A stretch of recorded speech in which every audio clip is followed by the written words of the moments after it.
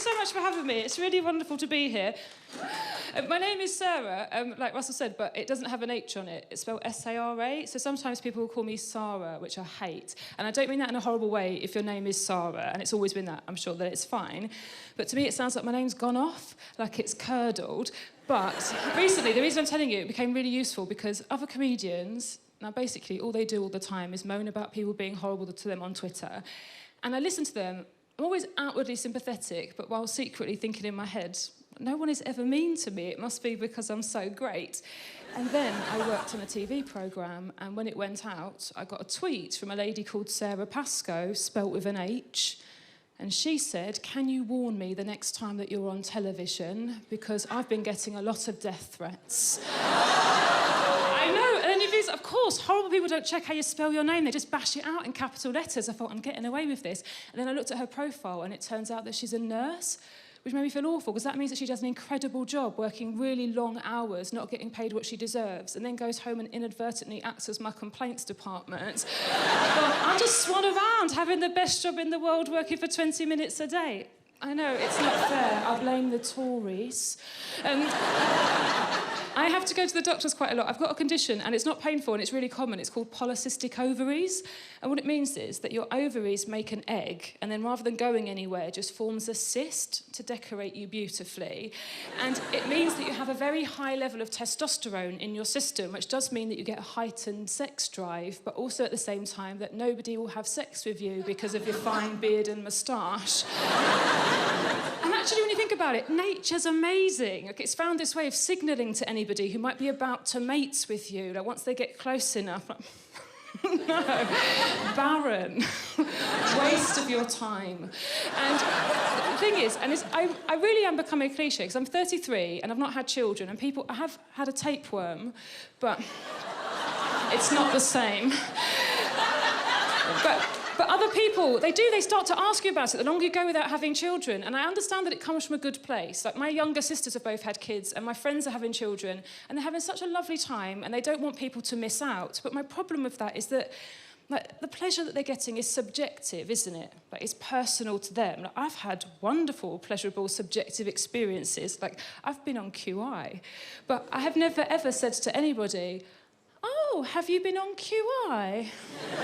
"Oh, you should go on QI."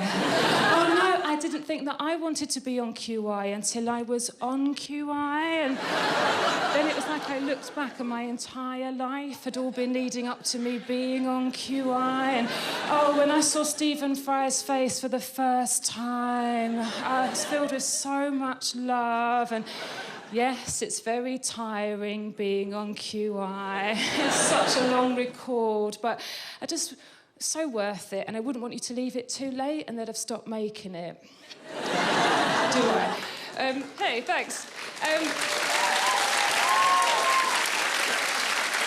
My boyfriend tried to get us to have more sex. He did something, and it's so sweet and kind. He once waited for me after a gig, and it was a surprise. I didn't know he was going to be there. And he'd spent all day rewriting the rules to Trivial Pursuits to make it strip Trivial Pursuits.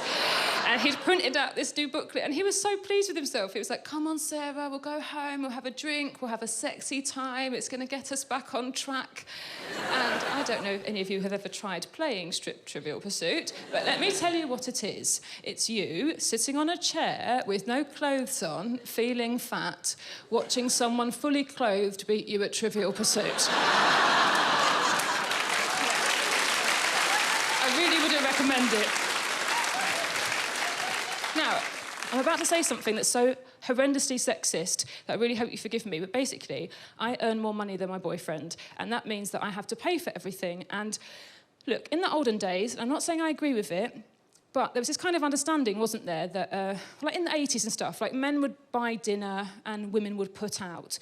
No, I know, I'm not, it's awful. The idea that women are economically dependent on men, or the idea that men expect sex if they've paid, awful. But what I think is worse is that it doesn't work the other way around. Does it? That if the woman buys dinner and the weekly shop and the electricity bill, then he never puts out because apparently you've emasculated him by asking for a thank you dance.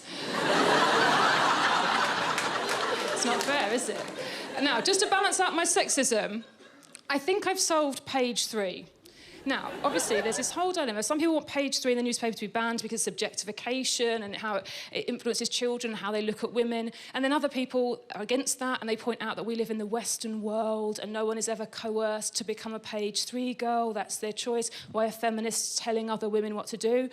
And I absolutely did think, well, of course, that's an unsolvable problem until I did solve it in a dream. I know. What I dreamt was we have to make page 3 like jury duty. Yes. So you don't get rid of it, you leave it where it is. All that happens is that every woman over the age of 18 becomes eligible for page 3. And one day you get up and there's a letter. And it said, "Dear Sarah, please come to the Sun offices at 9 a.m. tomorrow morning. Bring some snazzy pants and a pithy quote about Syria."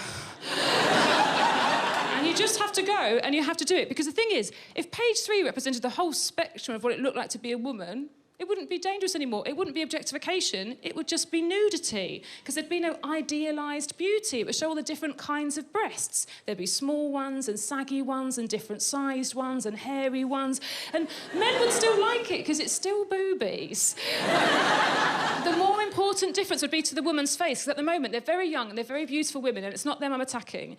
But the facial expression that obviously instructed to do is always coquettish. So it's permissive, it allows itself to be looked at. What it says to the viewer is, "Oh, you just found me in the garden. And I haven't got a top on. And you shouldn't really be looking because you're my best friend's dad." But it's okay. But with the new system, the woman on page 3, she's going to be 52. She's going to be a dinner lady. She's going to be aghast and horrified at what they say at work the next day, and she's going to be looking straight down the lens, knowing exactly what you're doing. So probably, due to lesser demand, page 3 will just die out on its own, won't it? Without anyone having to oppress anyone. Sorted! Hey, thank you so much. Thank you so much for having me. Good night.